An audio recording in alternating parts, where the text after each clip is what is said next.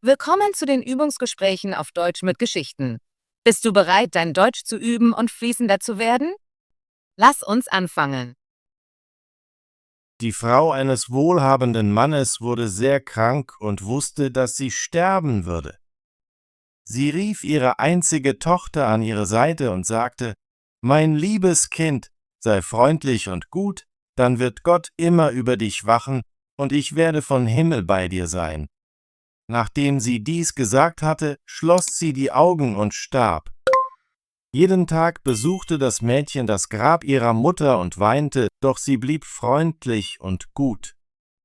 Als der Winter kam, bedeckte der Schnee das Grab, und als der Frühling anbrach, hatte der Mann eine andere Frau geheiratet. Diese neue Frau brachte 2 Töchter mit sich. Sie waren äußerlich schön, aber innerlich gemein.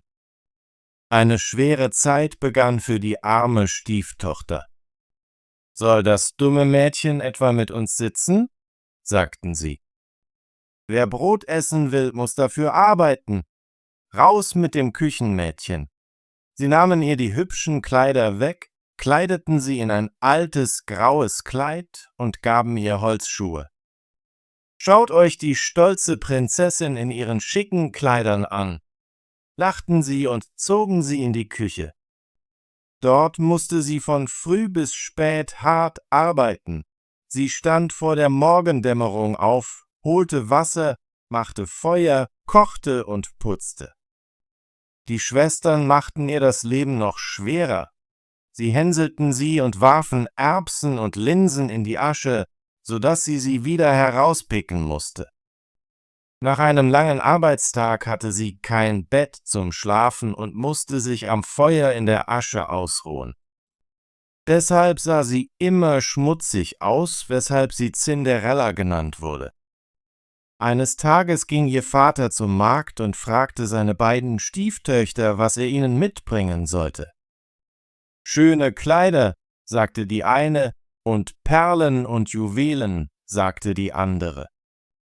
»Und du, Cinderella«, fragte er, »was willst du?« »Vater, bitte bring mir den ersten Zweig mit, der auf dem Heimweg gegen deinen Hut stößt.« Also kaufte er schöne Kleider, Perlen und Juwelen für seine Stieftöchter, und auf dem Heimweg streifte ein Haselzweig ihn und schlug seinen Hut herunter.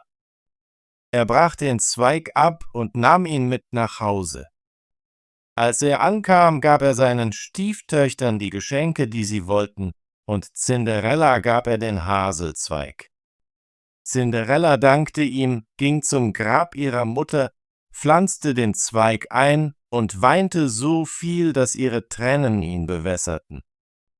Der Zweig wuchs zu einem schönen Baum. 3-mal am Tag saß Cinderella darunter, weinte und betete, und ein kleiner weißer Vogel kam immer zu dem Baum. Wenn Cinderella sich etwas wünschte, ließ der Vogel das, was sie wollte, herabfallen. Dann wurde ein großes Fest vom König angekündigt, das 3 Tage dauerte, und alle schönen jungen Mädchen waren eingeladen, damit der Prinz eine Braut wählen konnte. Als Cinderellas Stiefschwestern hörten, dass sie gehen konnten, waren sie aufgeregt und riefen Cinderella, um ihnen beim Vorbereiten zu helfen: »Kämme unser Haar, bürste unsere Schuhe und schnalle unsere Riemen fest. Wir gehen zum Palast des Königs.« Cinderella half ihnen, weinte aber, weil sie auch zum Ball gehen wollte, und bat ihre Stiefmutter um Erlaubnis. »Du? Zum Fest gehen?«, antwortete die Stiefmutter. »Du bist schmutzig und hast keine Kleider. Du willst tanzen?« Aber als Cinderella weiter fragte, sagte die Stiefmutter schließlich: »Ich habe eine Schüssel Linsen in die Asche geschüttet. Wenn du sie in 2 Stunden herauspickst, kannst du mit uns kommen.« Cinderella ging in den Garten und rief: »Ihr zahmen Tauben, ihr Turteltauben und alle Vögel am Himmel, kommt und helft mir, das Gute in den Topf, das Schlechte in die Traufe.« 2 weiße Tauben flogen durch das Küchenfenster, dann die Turteltauben, und bald füllten alle Vögel die Küche. Die Tauben begannen zu picken, und bald sammelte jeder die guten Körner in die Schüssel. In weniger als einer Stunde waren sie fertig und flogen weg. Cinderella brachte die Schüssel ihrer Stiefmutter, glücklich, dass sie endlich zum Fest gehen konnte. Aber die Stiefmutter sagte: »Nein, Cinderella, du kannst nicht gehen. Du hast keine Kleider und kannst nicht tanzen. Du würdest uns nur beschämen.« Als Cinderella weinte, fügte die Stiefmutter hinzu: »Wenn du in einer Stunde 2 Schüsseln Linsen aus der Asche herauspicken kannst, darfst du gehen.« Sie dachte bei sich, das kann sie unmöglich schaffen. Als die Stiefmutter die beiden Schüsseln Linsen in die Asche kippte, ging Cinderella wieder in den Garten und rief: »Ihr zahmen Tauben, ihr Turteltauben und alle Vögel unter dem Himmel, kommt und helft mir, das Gute in den Topf, das Schlechte in die Traufe.« Wieder kamen die beiden weißen Tauben, gefolgt von den Turteltauben, und bald füllten alle Vögel die Küche. Sie pickten, pickten, pickten und sammelten die guten Samen in die Schüsseln. Bevor eine halbe Stunde vergangen war, hatten sie fertig und flogen wieder hinaus. Cinderella trug die Schüsseln zurück zu ihrer Stiefmutter aufgeregt, weil sie endlich zum Fest gehen konnte. Aber die Stiefmutter sagte: »Das bringt dir nichts.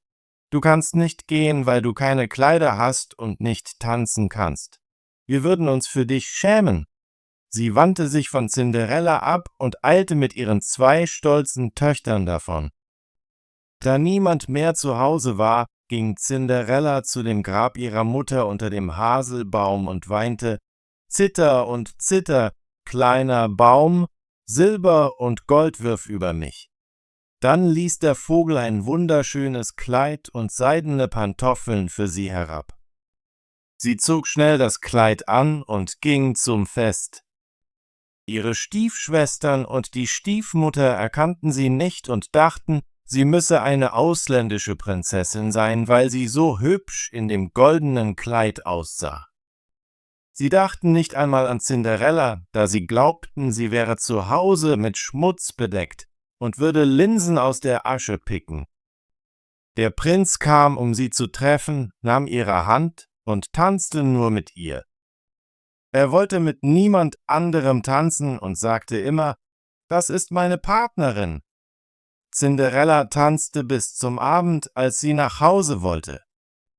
Aber der Prinz sagte: »Ich werde mit dir gehen, um zu sehen, wo du hingehörst.« Sie lief von ihm weg und versteckte sich im Taubenschlag. Der Prinz wartete, bis ihr Vater nach Hause kam, und erzählte ihm, dass das geheimnisvolle Mädchen in den Taubenschlag gesprungen sei. Der alte Mann dachte, könnte es Cinderella sein? Er musste eine Axt und eine Spitzhacke holen, um den Taubenschlag auseinanderzubrechen, aber niemand war darin. Als sie nach Hause zurückkehrten, lag Cinderella in ihren schmutzigen Kleidern in der Asche, und eine schwache Öllampe brannte auf dem Tisch, weil sie schnell von der Rückseite des Taubenschlags gesprungen war, zum Haselbaum gerannt war, ihre schönen Kleider ausgezogen und auf das Grab gelegt hatte und der Vogel sie wieder mitgenommen hatte. Dann kehrte sie in die Küche zurück, gekleidet in ihr graues Kleid. Am nächsten Tag, als das Fest wieder begann und ihre Familie gegangen war, ging Cinderella zum Haselbaum und sagte: »Zitter und zitter, mein kleiner Baum, Silber und Gold wirf über mich.« Der Vogel ließ ein noch schöneres Kleid als am Vortag herabfallen. Als Cinderella in diesem Kleid beim Fest erschien, waren alle von ihrer Schönheit begeistert. Der Prinz hatte auf sie gewartet und nahm sie sofort an die Hand und tanzte nur mit ihr. Als andere kamen, um sie einzuladen, sagte er: »Sie ist meine Partnerin.« Als der Abend kam, wollte sie gehen, und der Prinz versuchte ihr zu folgen, aber sie entkam so schnell, dass er sie nicht fangen konnte. Der Prinz hatte jedoch einen Plan. Er hatte die gesamte Treppe mit Pech überzogen und als sie hinunterlief, blieb ihr linker Pantoffel stecken. Der Prinz hob ihn auf. Er war klein und golden. Am nächsten Morgen brachte er ihn zu Cinderellas Vater und sagte: »Niemand soll meine Frau sein, außer derjenigen, deren Fuß in diesen goldenen Pantoffel passt.« Die beiden Stiefschwestern waren aufgeregt, weil sie hübsche Füße hatten. Die ältere Schwester ging in ihr Zimmer, um den Schuh anzuprobieren, während ihre Mutter zusah. Aber sie bekam nicht einmal ihren großen Zeh hinein, und der Schuh war zu klein. Ihre Mutter sagte ihr, sie solle ihren Zeh abtrennen.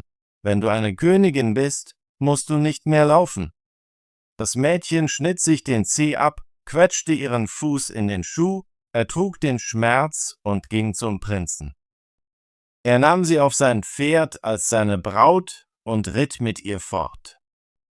Als sie jedoch am Grab vorbeikamen, saßen dort auf dem Haselbaum die beiden Tauben und weinten: »Dreh und schau, es ist Blut im Schuh, der Schuh ist zu klein für sie, die wahre Braut wartet auf dich.« Der Prinz sah ihren Fuß und sah Blut daraus strömen. Er drehte sein Pferd um und brachte die falsche Braut zurück nach Hause und erklärte, sie sei nicht die richtige, und befahl der anderen Schwester, den Schuh anzuprobieren. Diese Schwester bekam ihre Zehen in den Schuh, aber ihre Ferse war zu groß. Ihre Mutter sagte ihr, sie solle einen Teil ihrer Ferse abtrennen. »Wenn du eine Königin bist, musst du nicht mehr laufen.« Das Mädchen schnitt ein Stück von ihrer Ferse ab, quetschte ihren Fuß in den Schuh, ertrug den Schmerz und ging zum Prinzen. Er nahm sie auf sein Pferd als seine Braut, aber als sie am Haselbaum vorbeikamen, waren die beiden kleinen Tauben dort und weinten: »Dreh und schau, es ist Blut im Schuh, der Schuh ist zu klein für sie, die wahre Braut wartet auf dich.« Er sah ihren Fuß und sah Blut aus ihrem Schuh laufen und ihre weißen Strümpfe beflecken. Er drehte sein Pferd wieder um und brachte die falsche Braut erneut zurück. »Das ist auch nicht die richtige«, sagte er. »Hast du keine anderen Töchter?« »Nein«, sagte der Mann, »es gibt nur noch ein kleines Küchenmädchen, das meine verstorbene Frau zurückgelassen hat, aber sie kann unmöglich die Braut sein.« Der Prinz bestand darauf, dass sie zu ihm gebracht wird. Die Mutter antwortete: »Oh nein, sie ist zu schmutzig, sie kann sich nicht zeigen.« Aber der Prinz bestand darauf, und Cinderella wurde gerufen. Sie wusch sich zuerst die Hände und das Gesicht und kam dann, um sich vor dem Prinzen zu verneigen, der ihr den goldenen Schuh gab. Sie setzte sich auf einen Schemel, zog den schweren Holzschuh aus und steckte ihren Fuß in den Pantoffel, der perfekt passte. Als sie aufstand und der Prinz ihr Gesicht sah, erkannte er das schöne Mädchen, das mit ihm getanzt hatte, und rief: »Das ist die wahre Braut.« Die Stiefmutter und ihre beiden Töchter wurden vor Wut blass. Der Prinz nahm Cinderella auf sein Pferd und ritt mit ihr davon. Als sie am Haselbaum vorbeikamen, riefen die beiden weißen Tauben: »Dreh und schau, kein Blut ist im Schuh, der Schuh ist nicht zu klein für sie, die wahre Braut reitet mit dir.« Und nachdem sie dies gerufen hatten, flogen die beiden hinunter und setzten sich auf Cinderellas Schultern, eine auf die rechte, die andere auf die linke, und blieben dort. Zur Hochzeit mit dem Prinzen kamen die beiden falschen Schwestern, in der Hoffnung, Cinderellas Gunst zu gewinnen und an ihrem Glück teilzuhaben. Als das Paar zur Kirche ging, stand die ältere Schwester auf der rechten Seite und die jüngere auf der linken, und die Tauben pickten jeder von ihnen ein Auge aus.